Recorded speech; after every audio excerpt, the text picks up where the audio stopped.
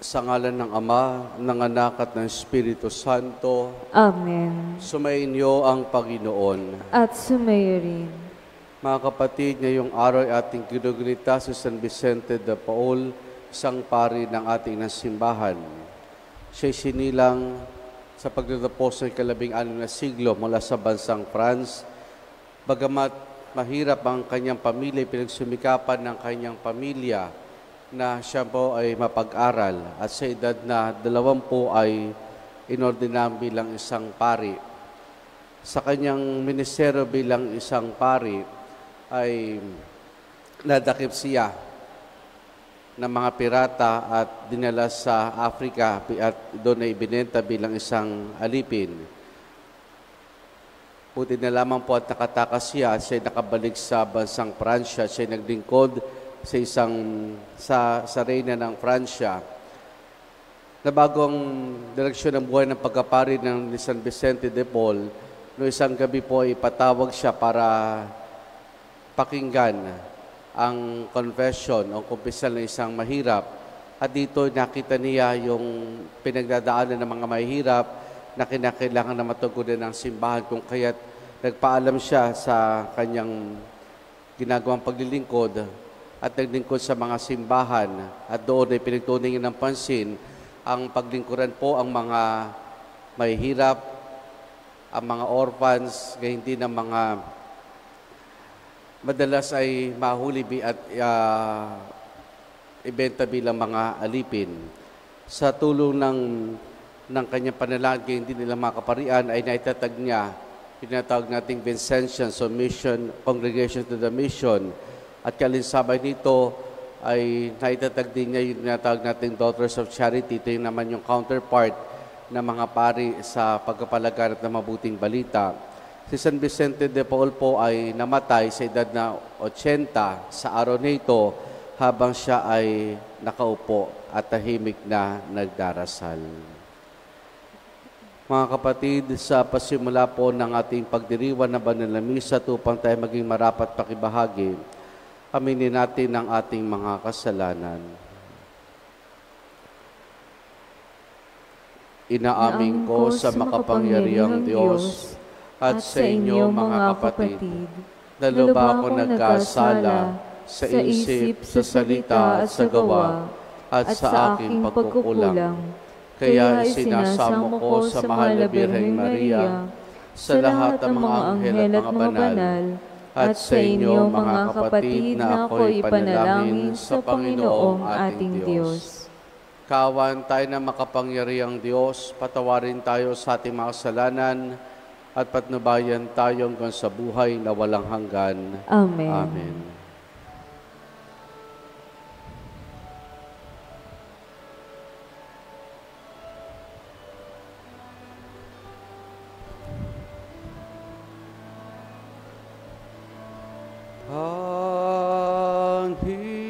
Panginoon, kawan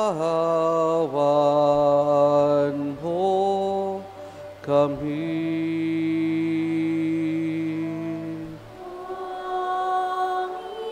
Panginoon,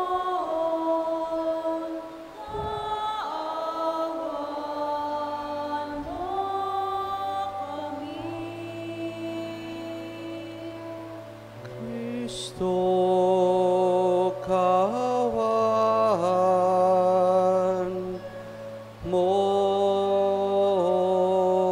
kami. Kristo, kawan mo Panginoon,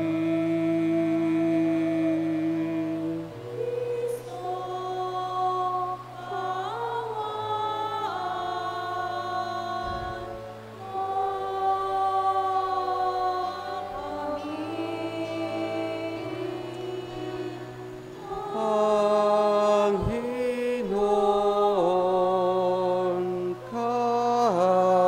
mo kami.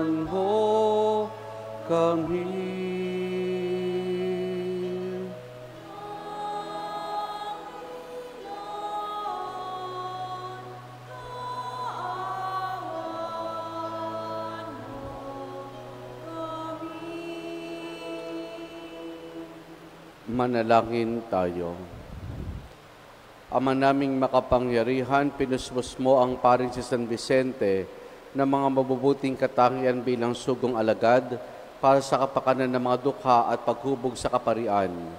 Ipagkuloob mong kaming pinag-aalab na gayon ding layunin ay magmahal sa kanyang minahal at makapamuhay ayon sa kanyang pinangaral sa pamamagitan ni Jesus kasama ng Espiritu Santo magpasawalang hanggan. Amen.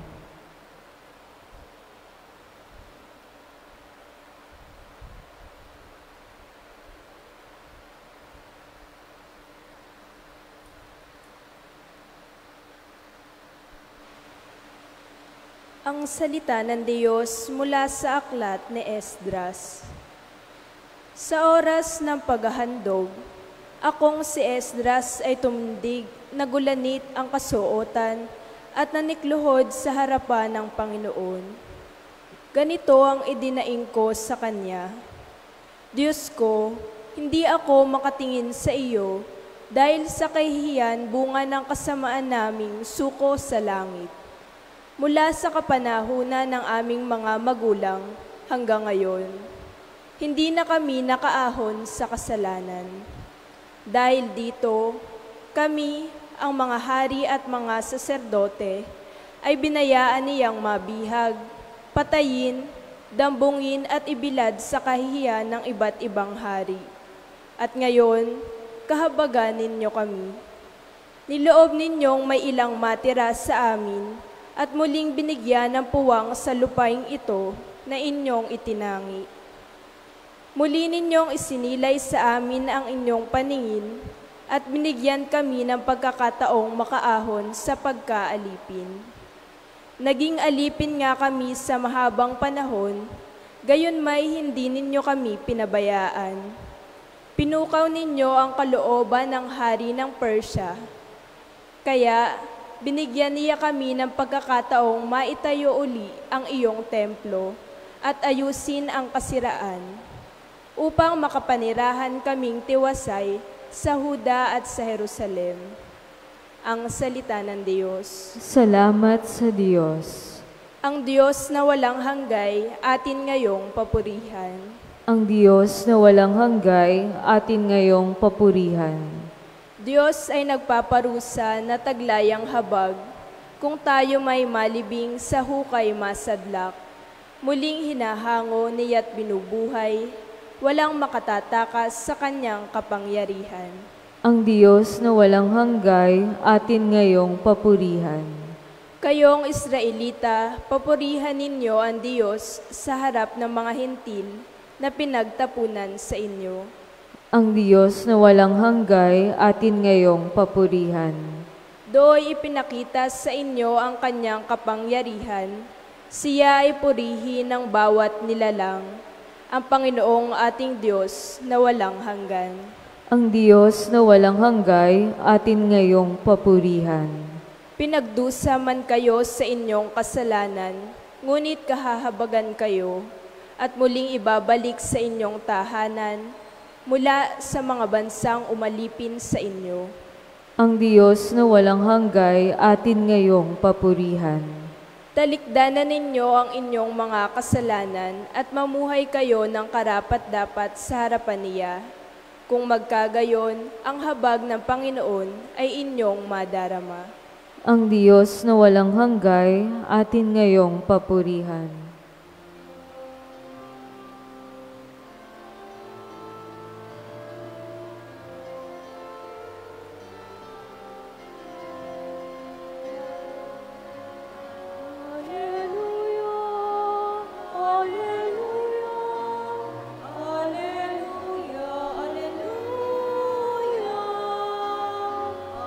Alleluia, alleluia, alleluia.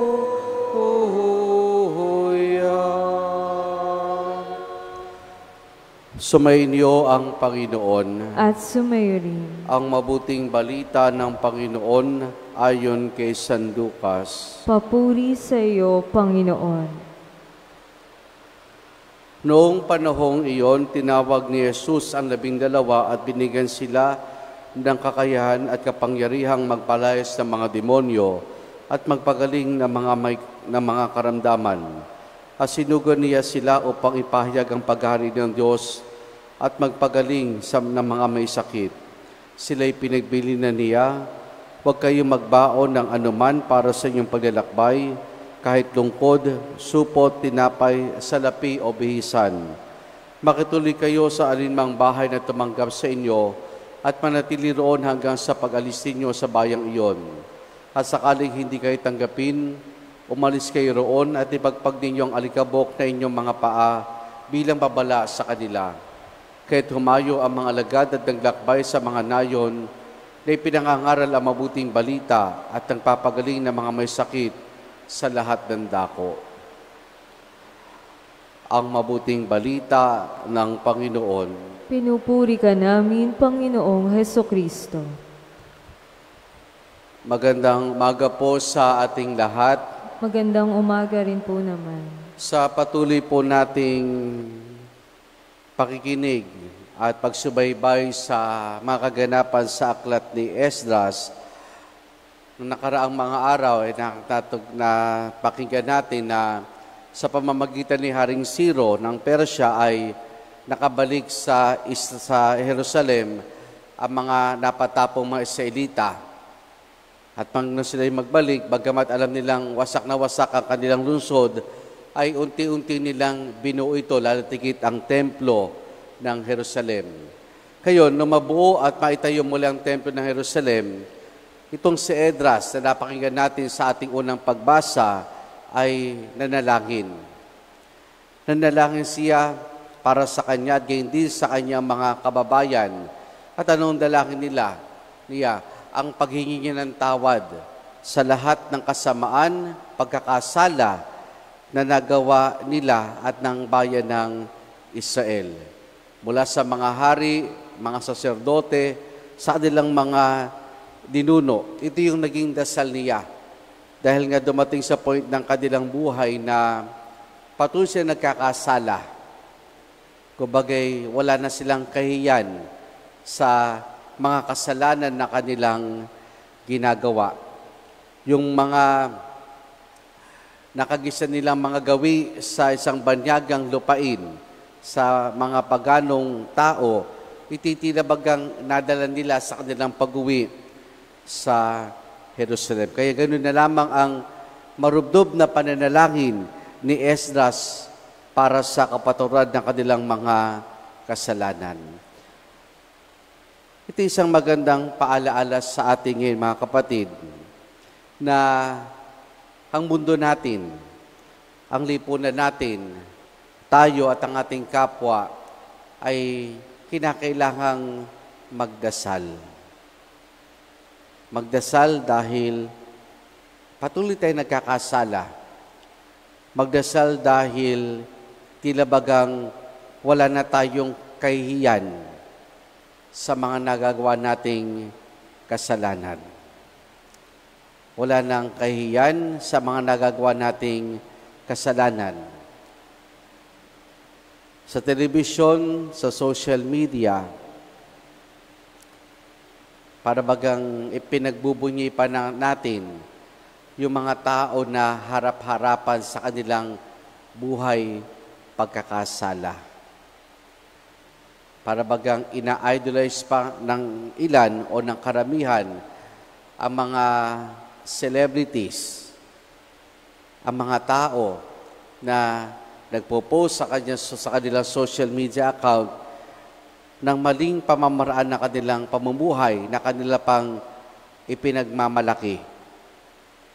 Para bagang harap-harapang sinasabi sa atin na okay lang, ganito ang aming buhay. Total, lahat naman ay gumagawa. Kaya kinakailangan nating patuloy na manalangin. Kinakailangan nating ipagdasal ang ating kapwa, ipagdasal natin ating mga sarili dahil patuloy na namamayani ang kasamaan, ang kasalanan, at yun din ang pagkabitag natin sa tukso ng demonyo. Kaya nga sa Ebanghelyo ay ating natunghayan dito, sa unang pagkakataon ni sinugo ni Jesus ang kanyang mga alagad. Binigyan ng kapangyarihan at kakayanan. Para saan? Una, para magpalayas sa mga demonyo. Pangalawa, para magpagaling ng mga may sakit. At pangatlo, para ipangaral ang mabuting balita tungkol sa paghahari ng Diyos. Magpalayas ng mga demonyo sa mga inaalihan nito. Ang santong si San Ignacio de Loyola ay merong sinulat na libro na nagsisilbing gabay sa mga nais po sumailalim ng retreat. Kadalasan po yung mga nagpapari, nagmamadre, at minsan may ilang laiko, ay dumadalo sa tinatawag nating 30-day retreat, 30 araw na pag-retreat. At doon sa unang bahagi ng kanyang spiritual exercises, ay tinutukoy dito ang pamamaraan ng demonyo.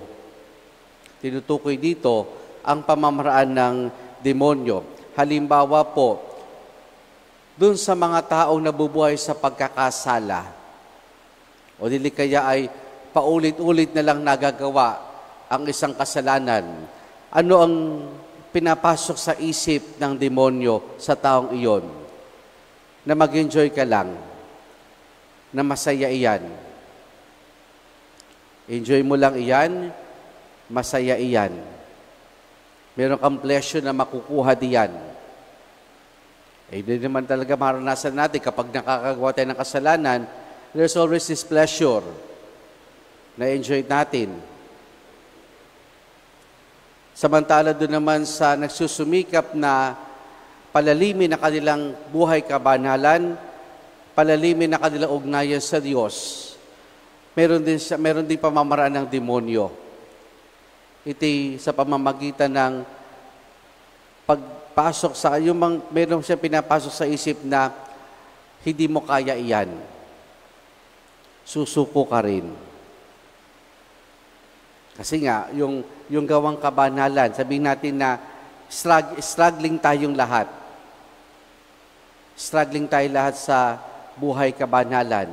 Kaya pag nagsusumikap tayo na mabuhay talagang naayos sa plano, sa kalooban ng Diyos, gumagawa tayo ng mga routines natin sa araw-araw, sasabihin na lamang sa atin ng demonyo na hindi ka magtatagumpay.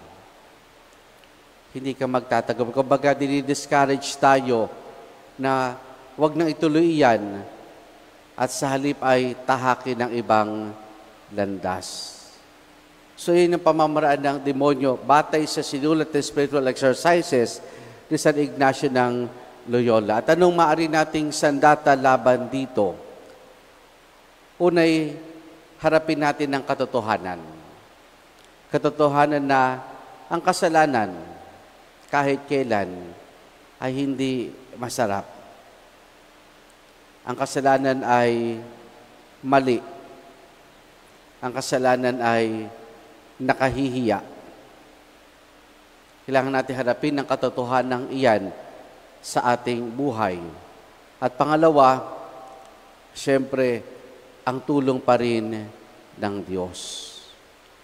Ang tulong pa rin ng Diyos sa pamamagitan ng ating panalangin. Binigyan ng mga alagad na kapangyarihan at kakayanan laban sa mga demonyo. Tayo rin sa binigyan ng Diyos ng kakayanan laban sa kapangyarihan ng demonyo. Kakayanan. Bagamat sa simbahan, meron tayo tinatawag ng mga exorcist na talagang nilalabanan ang demonyo. Pero ang basa sa atin ay may kakayanan para harapin at labanan ito. Dahil una, lahat tayo may taglay na kabutihan. Pangalawa, nandiyan ang pananampalataya. Pangatlo, ang panalangin. Ang panalangin ang siyang magiging matibay nating sandata laban sa tukso at pamamaraan ng demonyo. Mga kapatid, dagdagan pa natin ang ating mga panalangin. Hindi lamang para sa ating sarili, kundi sa lipunan, sa mundo, na patuloy pa rin pinamamayanihan ng kasamaan. Siguro maganda sa misang ito, pero tayong mga particular na tao na ipagdasal, na alam natin na maaaring sila ay nabubulag sa pagkakasala, namubuhay sa pagkakasala, sapagkat sa pag-aakala nila, ito yung nagbibigay sa kanilang saya.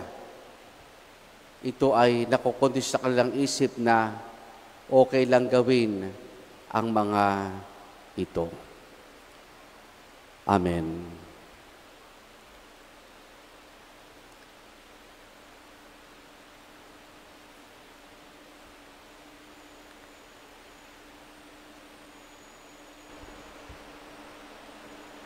Inaanyayahan tayo ng Diyos, Ama, upang maging lingkod na magpapalaganap ng mabuting balita ng kaligtasan sa lahat.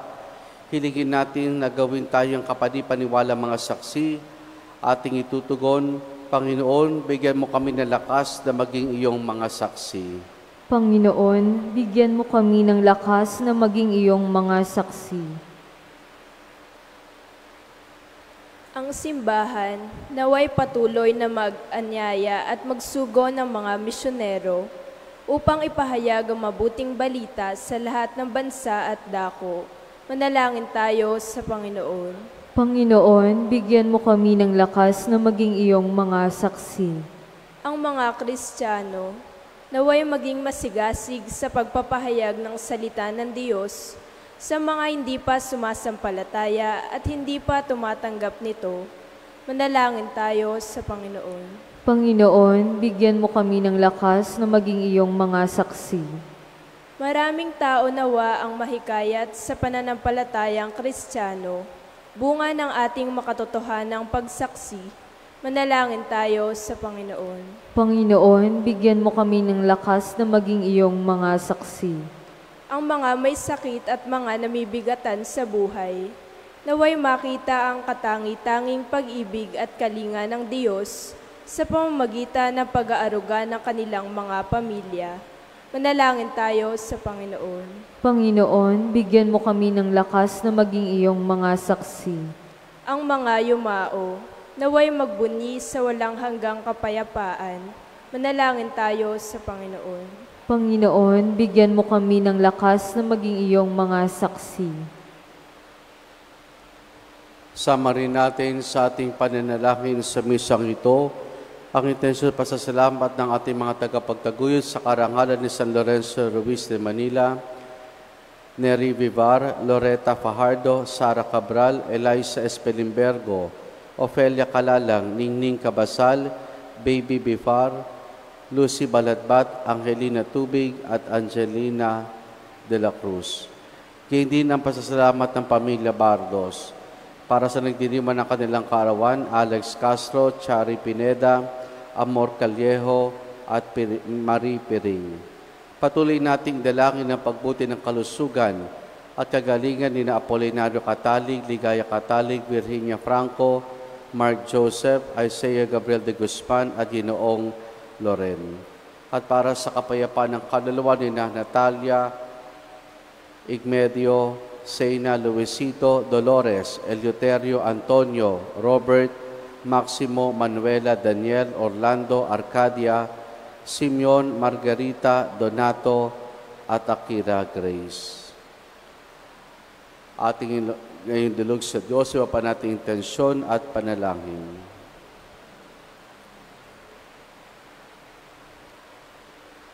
Panginoong Diyos, pinili mo kami kay Kristo na sa pagkapahayag ng iyong pag-ibig. Gawin mong kaming tunay ng tagapaghatid ng iyong salita sa pamamagitan ng pagsaksi nito sa aming buhay.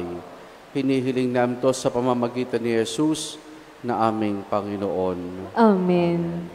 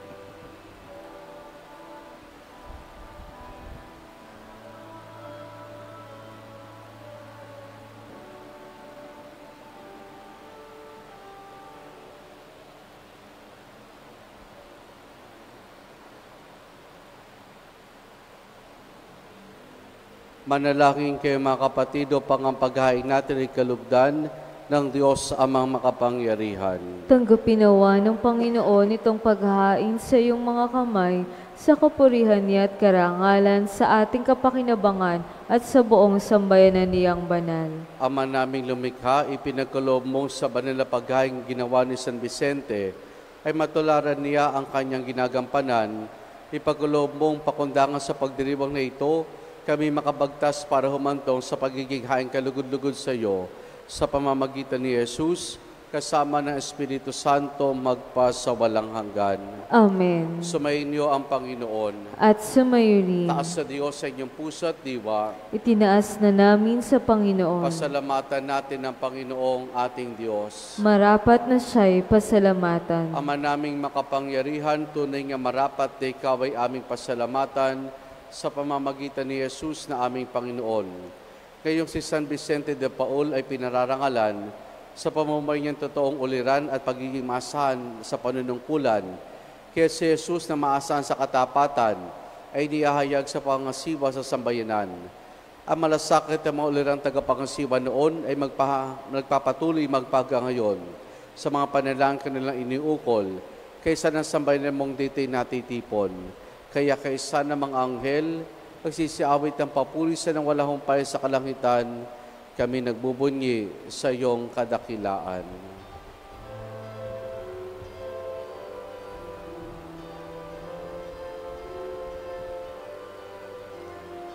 Santo, Santo, Santo, Diyos makapangyarihan, puspos ng walhati ang langit at lupa. Hosana, Hosana sa kalitasan, pinagpalang narito sa ngalan ng Panginoon. Hosana, Hosana sa kalitasan, Hosana, Hosana sa kalitasan.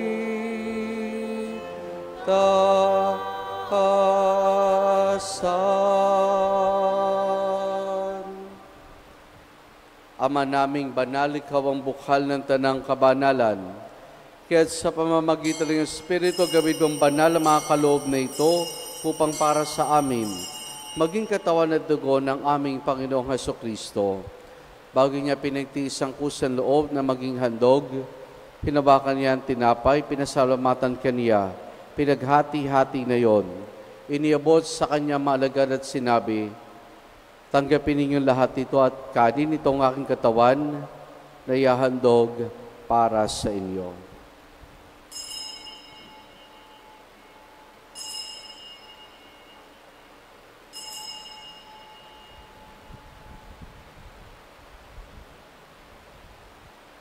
Gayun din naman nang matapos ang hapunan, hinawakan niya ang kalis. Muli kanyang pinasalamatan. Iniabot niya ang kalis sa kanya maalagad at sinabi, tanggapin ninyong lahat ito at inumin itong kalis ng aking dugo, ng bago't wala hanggang tipan. Ang aking dugo na ibubuhos para sa inyo para sa lahat sa kapagpapatawad ng mga kasalanan. Gawin ninyo ito sa pag-alaala sa akin.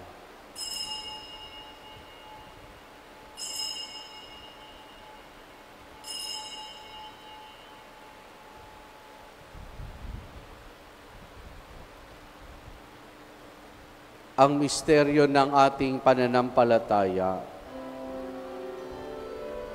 Aming ipinahayag na namatay ang iyong anak, na buhay bilang Mesiyas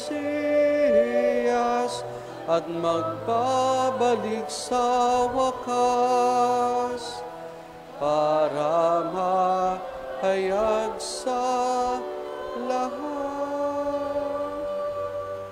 Ama, ginagawa namin ngayon ang pag-alaala sa pagkamatay at muling pagkabuhay ni iyong anak.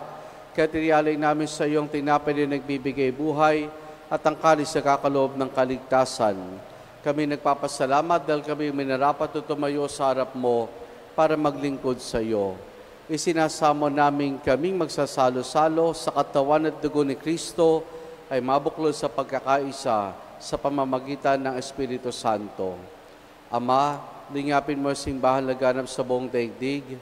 Puspusin mo kami sa pag-ibig kaysa ni Francisco naming Papa at ni Dennis naming Obispo at ng Tanang Kaparian. Alalahanin mo rin mga kapatid naming nahimlay na may pag-asang sila'y muling mabubuhay, gayon din ang lahat ng mga pumanaw at mga kaluluwa sa purgatorio. Kaawan mo sila at patuloyin sa iyong kaliwanagan. Kaawaan mo at pagindapati kaming lahat na makasalo sa iyong buhay na walang wakas. Kaysa ng mahal na Birheng Maria na Ina ng Diyos, ang kanyang kabiyak ng puso si San Jose. Kaysa ng mga apostol, ni San Juan Bautista at ang lahat ng mga banal na namuhay dito sa daigdig ng kalugod-lugod sa iyo, may pagdiwanawa namin ang pagpupuri sa kararangal mo sa pamamagitan ng iyong anak na aming Panginoong Heso Kristo. Sa pamamagitan ni Kristo, kasama niya at sa Kanya, ang lahat ng parangal papuri sa iyo, Diyos Amang makapangyarihan, kasama ng Espiritu Santo, magpa sa walang hanggan.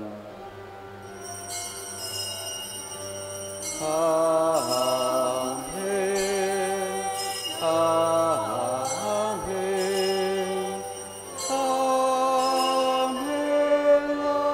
Amen. Sa tagubiling manakagagaling na utos sa turo ni Jesus na Panginoon natin na Diyos, ipahayag po natin ng lakas loob.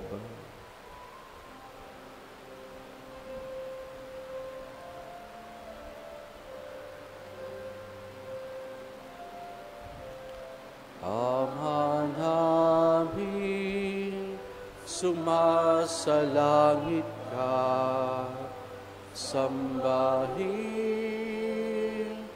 ang ngalan mo, mapasamin ang kaharian mo, sundin ang loob mo, dito sa lupa para nang sa langit. Bigyan mo kami ngayon ng aming kakanin sa araw-araw at patawarin mo kami sa aming magasala para ng pagpapatawad namin sa nagkakasala sa amin. At huwag mo kaming ipahintulot sa tukso at iadya mo kami sa lahat ng masama.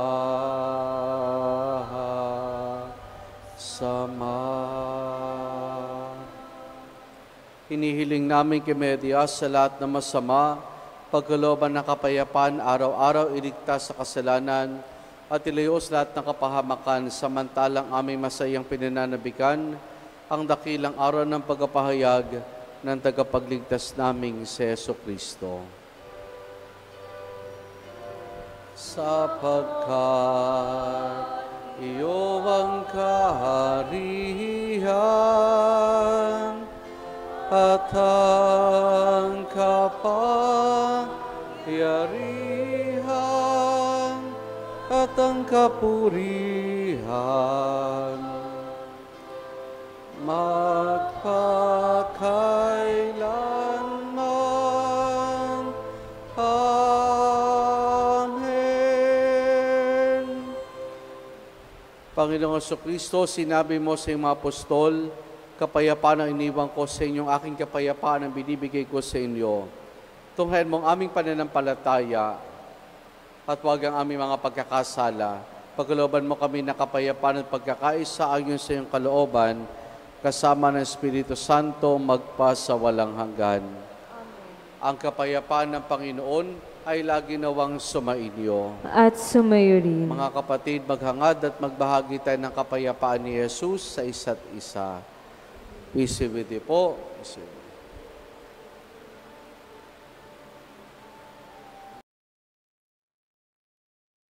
Kordero ng Diyos na nag-aalis ng mga kasalanan ng sanlibutan, maawa ka sa amin. Kordero ng Diyos na nag-aalis ng mga kasalanan ng sanlibutan, maawa ka sa amin. Kordero ng Diyos na nag-aalis ng mga kasalanan ng sanlibutan, ipagkaloob mo sa amin ang kapayapaan. Narito si Jesus, ang Kordero ng Diyos. Siya nag-aalis sa mga kasalanan ng sanlibutan. Mapalad ang mga inaaniya niya makiisa sa kanyang banal na piging. Panginoon, hindi ako karapat-dapat na magpatuloy sa iyo, ngunit sa isang salita mo lamang ay gagaling na ako.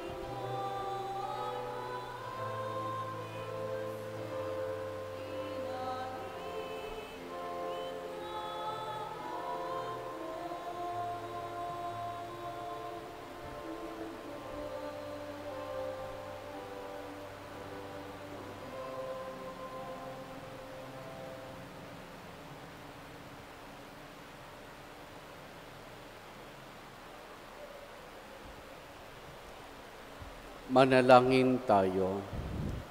Ama naming mapagmahal, kaming nagsalo sa banal na pakikinabang ay dumadalangin sa pagparis namin sa iyong anak na nangaral ng mabuting balita sa mga dukha. Kami naway mabighani sa mga halimbawa ni San Vicente de Paul at matulungan ng kanyang pagtatangkilik sa pamamagitan ni Jesus kasama ng Espiritu Santo magpa sa walang hanggan. Amen. Pag-aalay ng bulaklak kay Santa Teresita ng Batang Jesus.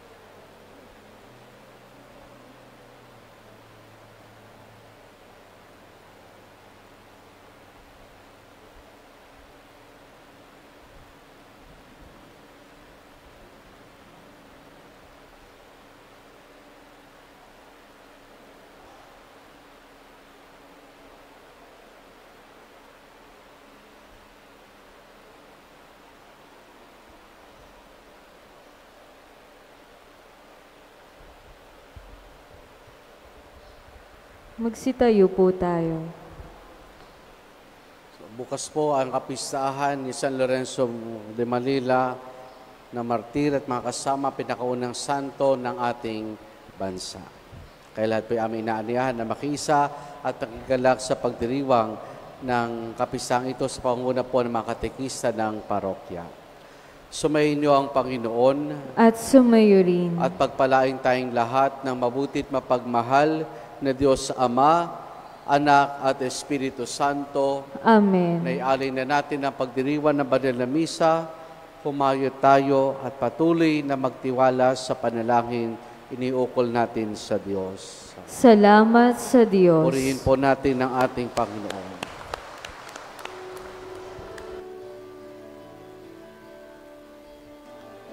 Tingin himig ng bayang malaya, awit ng papurit pasasalamat, ang Panginoon ng ating paglaya, muling nagpatunay ng pag-ibig niya.